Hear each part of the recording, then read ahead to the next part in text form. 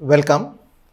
Let us continue to understand the fundamental aspects of electromagnetism better, partly in a review mode, partly in new information mode. In the previous class, we had derived the charge conservation equation in a few steps. We had considered the control volume, the cuboidal control volume in the rectangular Cartesian coordinate systems. Then we did a balance on the net charge. We had considered the charge as a quantity. So rate of change of charge with time in the system, the control volume equals the rate of input minus the rate of output, because there is no generation and consumption when it comes to net or total charge. So in terms of the net charge density and the net charge flux, we could get dou rho dou t plus del dot I dash equals 0. So note that I dash is the net charge flux, and we had said that we will retain I for the current alone, the charge per time. Charge per time per unit area will become I dash for our discussions. Okay. So let us continue with some more important aspects.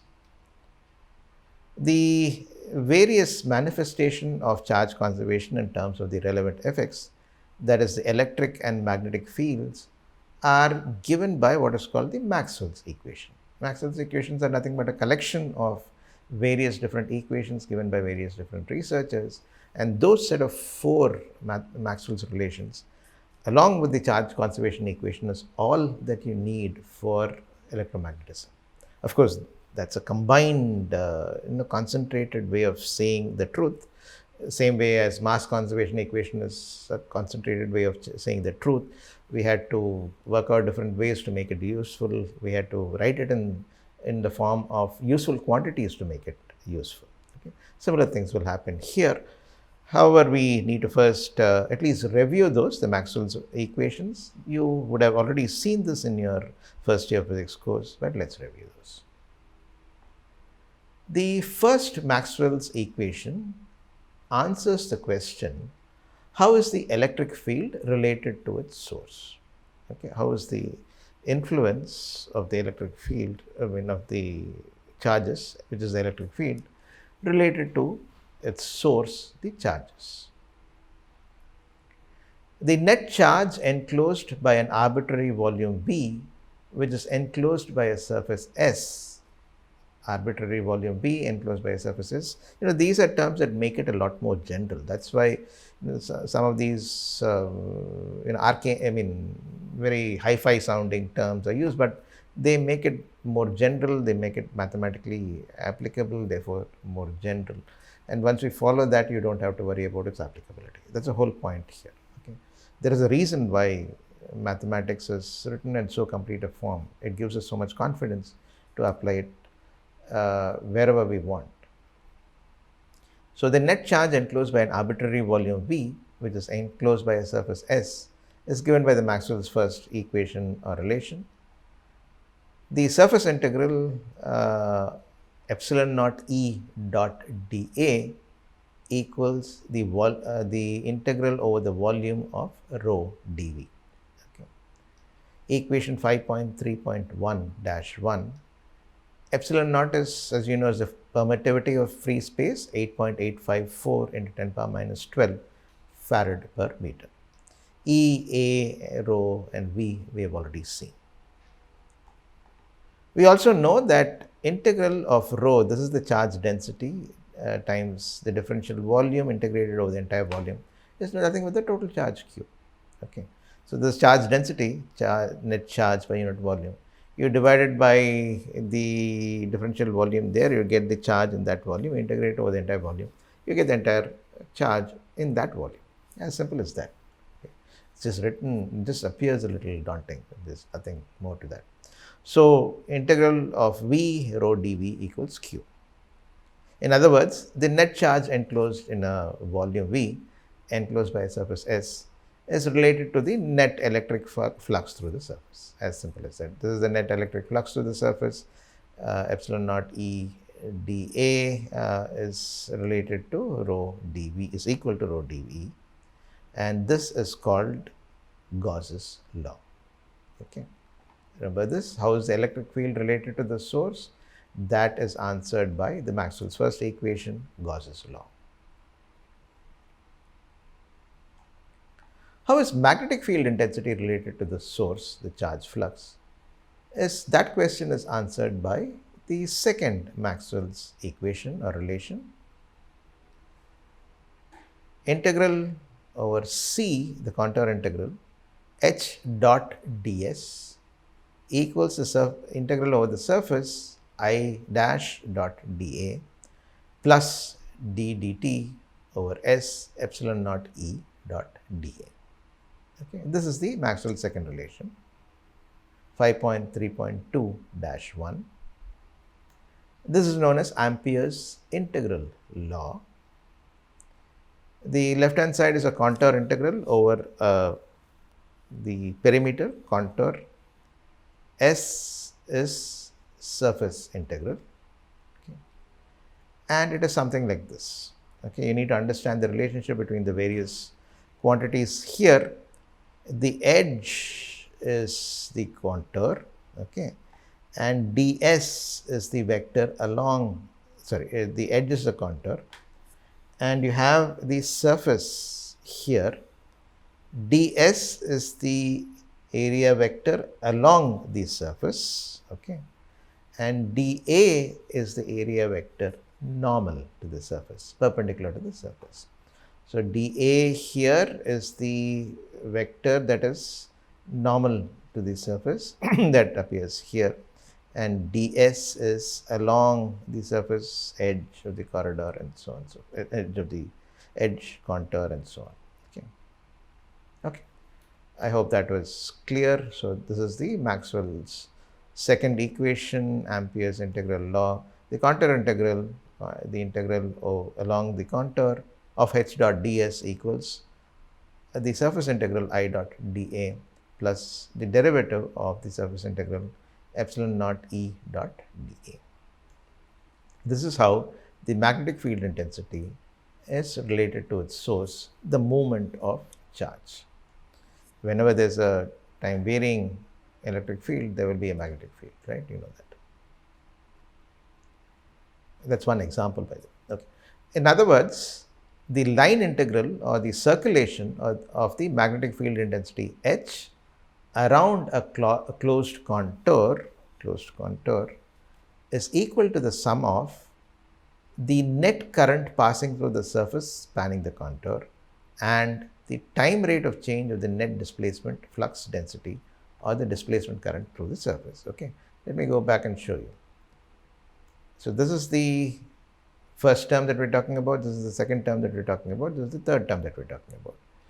The line integral or the circulation of the magnetic field intensity H around a closed contour, which is integral over the contour integral of h dot ds equals the net current passing through the surface spanning the contour, the net current passing through the surface dA spanning the contour, this is the surface of relevance here, the net current that is passing through the surface, plus the time rate of change of the net displacement flux density or the displacement current through the surface.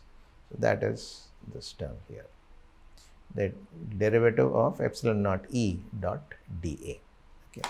So I hope you are able to form a mental picture of what the Ampere's integral law or the Maxwell's second equation tells us.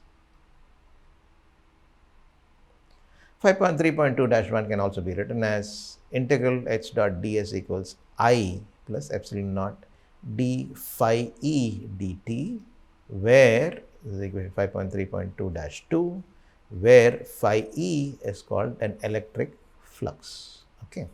This is historically called flux, and we're just going to use quotes to avoid confusion. We'll use very little of this term. We'll use very little of this phi e in our discussions, but this is the relationship that exists, and you need to know this relationship. Okay.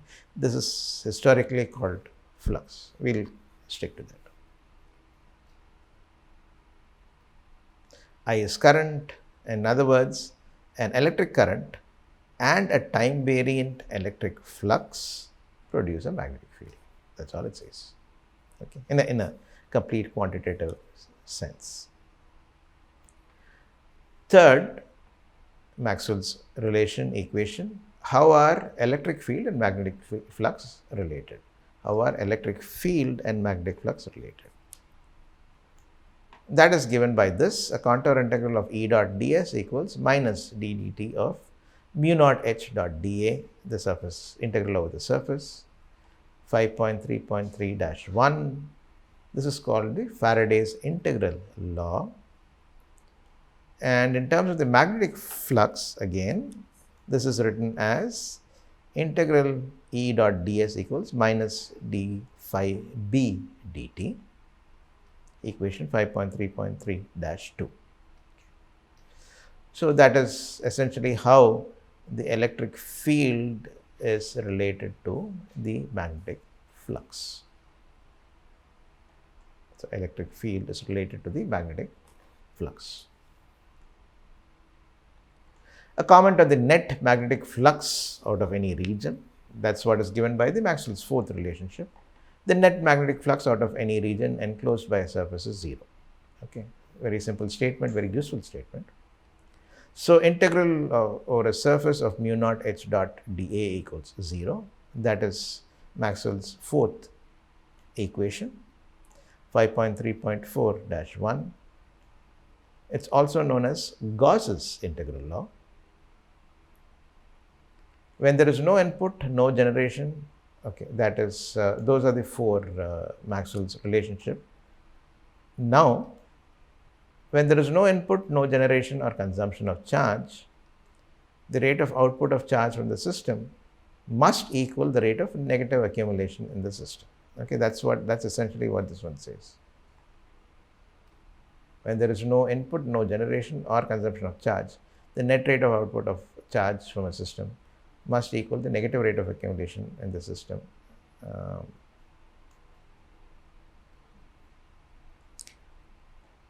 We'll cut this out, don't worry. Okay.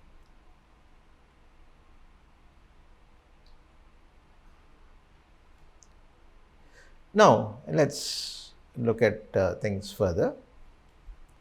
When there is no input or generation or consumption of charge, the net rate, the rate of output of charge from a system must equal the rate of negative accumulation in the system. Negative accumulation is what is going out. So the net charge flowing out of the system must equal the rate of charge leaving through the surface boundaries of the system. So that equals I dot dA, right? I dash dot dA over the surface. This must equal the rate of decrease of charge within the system, which is nothing but d dt of epsilon naught E dot dA, negative of that. Therefore, I dash dot dA must equal minus d dt of epsilon naught E dot dA, or I dash dot dA, take it to the other side, plus d dt of epsilon naught E dot dA equals 0. Equation 5.4-1. From Maxwell's first relationship, we can replace the second term on the left hand side. You go back to the first relationship, check what that is. This will be in terms of some other thing. We are going to do that. I dash dot dA integral over the surface plus this can be written as, or this integral can be written as integral of V or integral over the volume rho dV d dt of that equals 0. Equation 5.4-2. And this is the charge conservation equation in its integral form. Okay.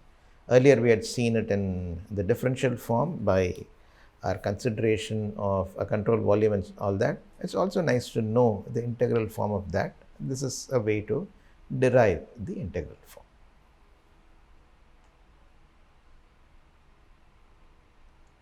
Let's stop here for now.